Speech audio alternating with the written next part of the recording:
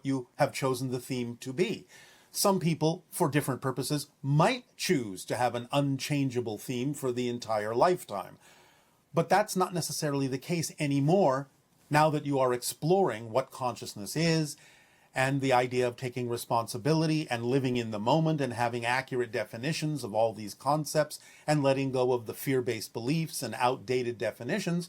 These, in and of themselves, in this day and age, may allow you more flexibility in changing your theme if you have exhausted the original one. You now have the opportunity in this lifetime to have more than one theme. So, allow yourself simply to stay in the present, move forward in acting on the idea of the formula that we have shared with all of you. If you are able to change your theme, if you come to that point, you will recognize it through synchronicity. You will feel the original theme leave you. You will feel some freedom within you and a sense of the ability to choose something different. It seems like since we have greater communication now with our higher minds, because we understand that relationship within ourselves better, that makes things much more, quote unquote, changeable. Yes. Because a negotiation can actually take place. As long as a lesson is learned, then yes, you are free to choose other themes. Okay, great. And can you tell us how astrology and karma could be related? No. Okay. Because they're not. Can you use astrology in any way, though? You could probably use it as a tool to balance your karma. Yeah. You can use it as a permission slip, like any permission slip, to again allow yourself to use karma to balance yourself. But to say to balance your karma is again misleading. You're not balancing your karma. Karma is the balancing act. Okay. So, and do we have a choice about our next lifetime? Yes. Do we make that choice once we're in spirit, right? Sometimes you can make it when you're still in physical reality, though you usually allow it to happen when you are in spirit, because there's more flexibility, more awareness, more understanding of what you have learned from the physical experience, and more opportunity to apply that to the next choice you may make. Okay, and one person was saying that after their parents passed away, 2 cardinal birds came around and made their home directly across from the front door of my house, which was once their parents' house. And so this person feels a real connection with these birds and wants to know, is it possible for the soul of a person to come back as an animal? No. This is not a reincarnational question. Remember again, bring everything back to the fact that everything exists at the same time. Therefore, that immediately eliminates the idea, mechanically speaking, of reincarnation. You can have it as an experience, as a presentation for certain reasons, for certain purposes, but that's not what's mechanically happening. However, this can involve another aspect of the oversoul, of which the person is also a part and the animal is also a part. So it may be a presentation of the same oversoul in another form, but that doesn't mean that the person came back as that animal. It's just another aspect of the same oversoul that the person themselves might also have been an extension of. We will go more deeply into this in a future transmission, after the next transmission, when we will discuss the idea of how the oversoul works. I don't know if this is the right time to ask this question, but the idea of a bird or a flower or a smell being a recognition that a person is communicating with you, that's a completely different idea than the one we were just talking about. Yes, that is simply a presentation of synchronicity using a vibration that may awaken you or alert you to the idea that another being in spirit may be attempting to communicate with you. Right. So rather than the idea of, oh, that's my parents reincarnated, it's more like when you're seeing those birds, they're actually triggering you to know you're having a communication. It can be that, but as I said, it doesn't necessarily just have to be that. It can actually be not only a message or a signal, but it can actually be an extension of the same oversoul that the person was an extension of too. I'm simply saying that's another option. Okay. And there's a lot of feelings about staying in your excitement and how to get back into that when you're experiencing a lot of loss or grief or negative things keep happening, or even though you try to stay neutral, those challenges of how do you balance yourself so that you can feel the inspiration again that comes from your excitement? As we have said, the first thing you must do is accept what's happening as there being a reason for it happening. So if you're experiencing those challenges, own them and ask yourself what your beliefs have to be in order to generate what you're experiencing, because it can't be otherwise. You can only experience what you believe you can experience. And if you believe you need to experience a challenge in that way, as a loss or something that seems challenging in a negative way, then you must believe that you're getting something out of doing it that way. You must be learning something. So by owning it and by asking yourself, what are you getting out of remaining in that belief system that's generating the experience in this particular way, then you can, with honesty, go deeper into your self-investigation. Remember, know thyself. And the deeper you go into why you have a belief that is making you experience these things, why you're holding on to that belief to keep experiencing things in that way, will illuminate what it is you think you're getting out of doing that, why you won't let it go, and it can give you much deeper insight into how to free yourself of it by realizing that by letting it go, you may actually have a much stronger connection and a much more positive experience of what it is you're exploring as a relationship to other people or other places or other things.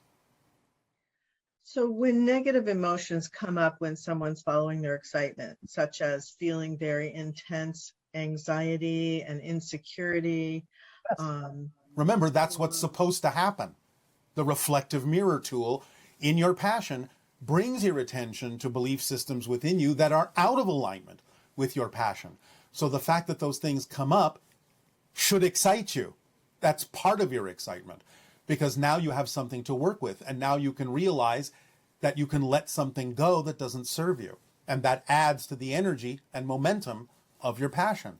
So it's all right to feel those things and own them, but recognize that's why they come up, because they're bringing your attention to something you didn't realize was there, and now that gives you the opportunity to work with it and let it go, and that is an exciting prospect. Hi, Bashar. I have some questions about Christina von Rijn, the Swiss girl who is born with an expanded state of consciousness and is constantly in communication with source energy on all levels. So I was wondering if Christina is one of those few people who truly embodies, who truly is unconditional love. And then I've got another question regarding her body, because she makes this amazing discoveries, like her body is able to blend in with the background, those kind of things. So it makes me wonder about who she truly is. Is her body truly human, or is she a hybrid or something else? Thank you. Bye-bye. First of all humans are hybridized. And therefore, some people may be willing at this point or able at this point to tap more strongly into those hybrid genes in a way that will allow them to expand their senses and do things that others may not be able to do, that might seem unusual, but are simply representative of the abilities you all have if you would in fact learn to tap into that genetic structure that's connected to the cosmos in the same way. That's all we will say about that at this time. Good day, Bashar. Good day, good day. It's always a pleasure to speak to you, so thank you. And you as well. It is our passion and our pleasure. So thank you for those sharings. I'm always for some reason, still amazed at the synchronicity at what you talk about and what I'm interested in discussing. So, all right. If it's fun for you to be amazed, you may continue to do so, even though it becomes something more common in your reality experience. Yeah, it's a good place to be. So with that in mind, I've been placing more of my attention and focus on this idea of the Earth and climate change as one way to look at it. Yes. And some of the things you've mentioned about these layers bring up some questions about, I've been drawn to study more of this topic, and I'm reading stories of what some people are doing to the Earth or extracting from the Earth, that maybe their relationship to the Earth is not one of, it's not symbiotic. Yes. And one of the thoughts that came to me is that there's this denial that there is something that is negative about that action, and that it's a denial of oneself. Yes, of course, always. And so when you talk about these layers, and specifically the thing that came to my mind was the archetypal layer, is it on the one side, the positive side? For me, when I read these stories, I have a negative response that makes me want to do something positive, but yes. At the same time, I need to, or not need to, but those stories are not happening in my reality, but they're still causing me to want to do something different. Yes, there is always the importance of taking an action that is representative. When you see something that you don't prefer, take the action that is representative of what you do, because that's what navigates you closer and closer every day to shifting into the version of Earth that you prefer to experience ultimately. And I think that's where I'm maybe tying some of what I've heard from you and from Abraham, is that what I'm trying to now focus on is I'm seeking out the positive things. I'm looking for people that are trying to make a change, stories that celebrate how we can reconnect with the Earth. Yes. And at the same time, I guess I should be mindful not to invalidate these other stories that may come across, I might perceive as negative. Yes, you can observe them neutrally and recognize that they're negative without necessarily invalidating the pathways that people are taking, because they may have to learn things in a very different way. And if you invalidate it, then you take away, in a sense, your ability to see that they're actually capable of learning something in a positive way from it. Okay. And so the collective shell, yes. which is this, I guess, embodiment of these bigger energies that we have named in different ways. Maybe I'm kind of making strange connections here, but I realize that just being in a place of gratitude, reading yes. something about an amazing forest and how they all connect and communicate with each other without ever having been there or experienced it, I have this sense of gratitude, and I wonder if in a way I'm connecting with some of these shells because of the energy that they represent. Yes, of course. But again, that doesn't take away the ability to take actual physical actions as well, mm-hmm. which then anchor them into your reality. Yeah, it's that's something that I'm also exploring, is what actions can I take? Well, it's very simple. You can very simply start some action that is representative of the restoration of the natural balance of your planet. I mean, if nothing else, go plant some trees. Yes. And one last question on this is, I think part of these different layers is the idea of even being aware of them. I think there's a yes. not seeing as such. And I thought was interesting is that we are putting these things into the environment, whether it's nitrogen into the water or carbon dioxide into the air, and they are invisible to yes. most people. And I thought that was interesting in that we don't see the cause, but we see the effect. Yes. Generally. Yes. Well, just like in the manifestation of your physical reality, you're not always aware of the belief system. Sometimes your beliefs, being unconscious, are invisible to you, but you always see the effect in physical reflections. So we are seeing the mirror, the reflection of whatever the actions may be, whether they're ours or someone else's. Whatever the choices are, always has a reflection. Yeah. Okay. So it's not so much about because part of me wonders if as we move into higher frequencies, whether we would actually be able to perceive those things. Yes. You would be more aware of what is invisible to you. You'll become transparent to yourself with regard to your belief systems, and you may actually have your senses extend to the point where you have some kind of visible energy representation of things and elements that are invisible to you now. Yes. And connecting with, say, the elementals is one part or the beginning of that journey. It's so it can be, because they can guide you into how to rebalance yourselves, because they are the very essence of balance in nature. And this is, I think, I mean, I know the answer to this question, but I have doubts in it, and I know I said it was my last question, in that I don't believe I've ever seen an elemental per se. I feel a lot more connected with nature and the environment more recently than I have in the past. Yes. And I still have gratitude for these things that I may not perceive immediately. Yes. But I guess there's a part of me that wishes that I were able to have an experience that I could say I truly believe or saw. All right. Something along those lines. Well, again, it's more likely when you actually balance all the energy within yourself by taking the actions that are actually representative of the energy you say you prefer, thus allowing all levels of you to work and move forward in balance.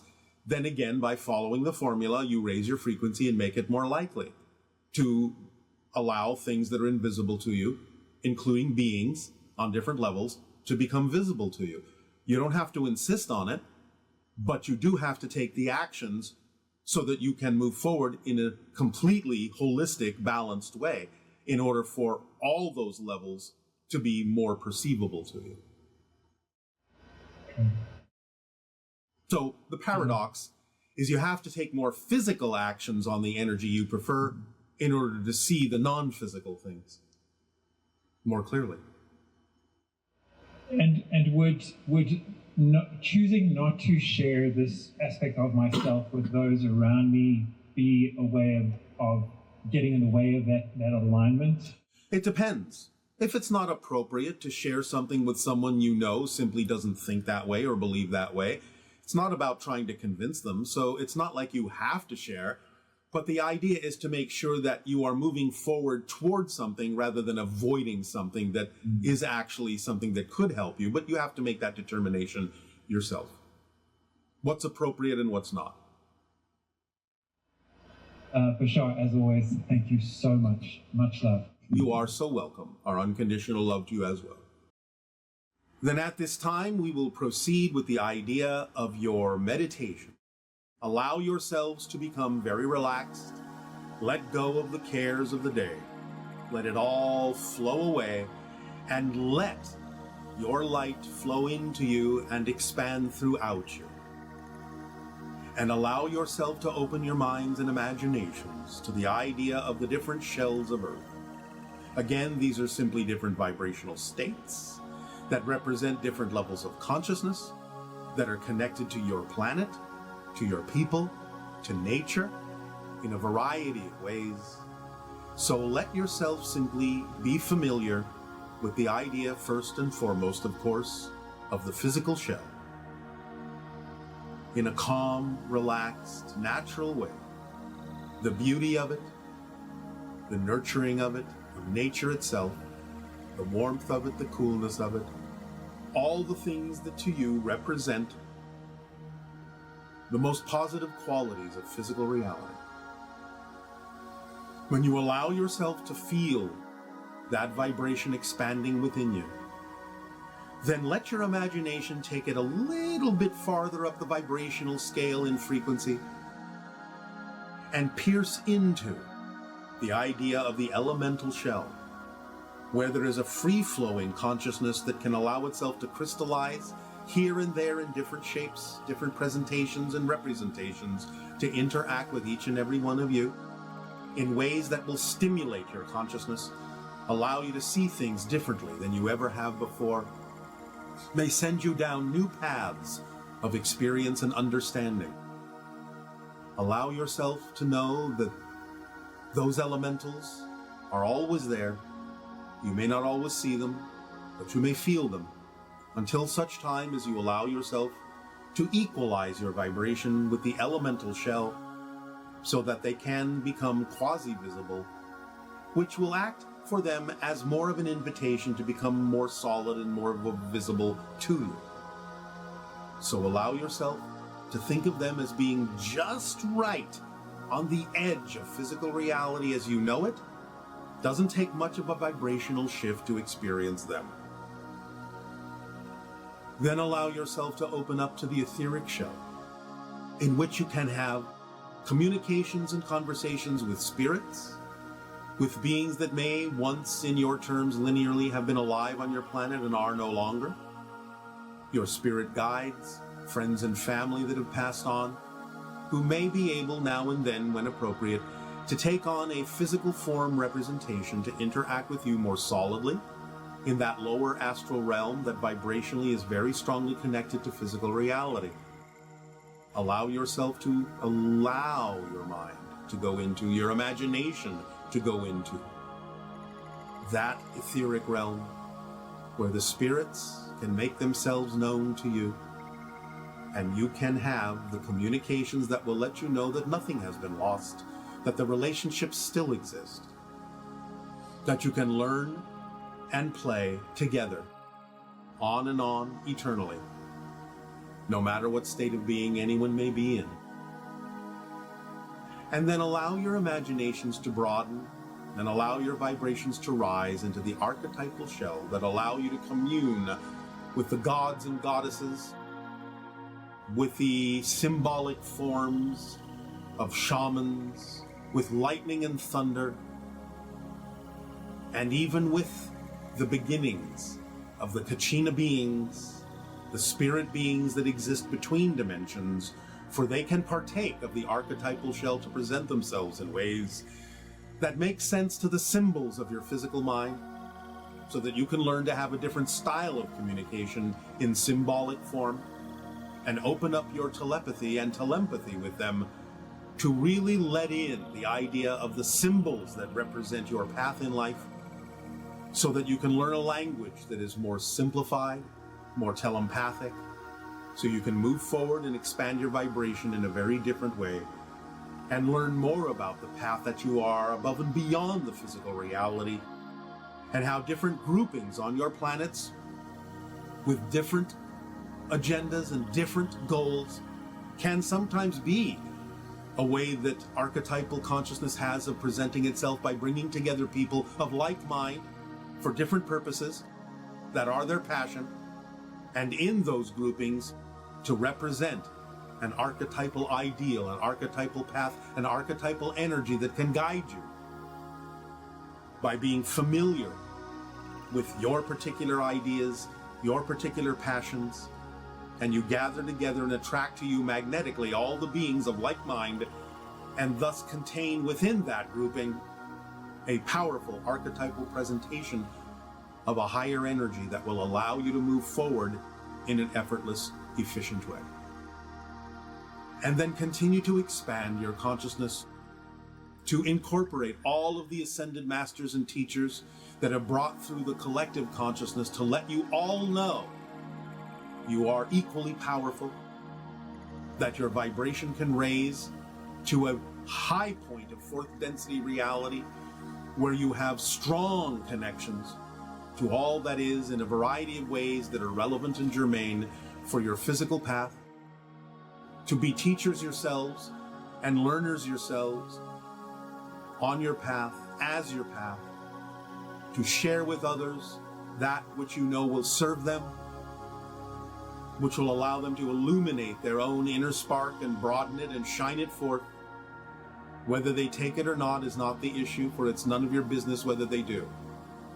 But to be of service to the collective whole, in love and light, in peace and harmony, in beauty and grace for all concerned, so that all may tap into that collective and be who they truly are, be the piece of the big puzzle picture that they were made to be the shape that is true for them, so that all may fit together in harmony with every other piece and form the big picture that supports all the pieces, even as the pieces support the big picture. Allow yourselves to let your vibrations rise according to what is needed at any given moment, dynamically shifting back and forth from shell to shell, or incorporating all the shells depending upon what it is you are doing and who it is you are being and what aspects of yourself you are bringing to the forefront of your experience as a physical persona. Let it harmonize and blend with all the other aspects of your personality in whatever ways, again, serve you and everyone best.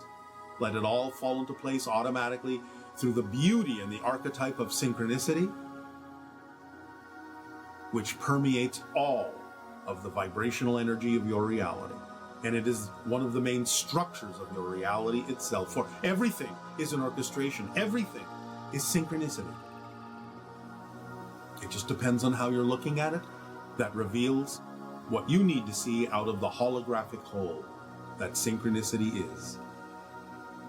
For synchronicity is physical reality's way of letting you know that everything is connected, and that distance and separation are illusions. Use them to your benefit, but do not let them rule the structure of your consciousness in a way that prevents you from tapping into whatever you need at any given moment. For physical reality is a projection of your consciousness. In a sense, is an illusion that you can use to your benefit if you understand the power of the illusion instead of falling under the illusion of power.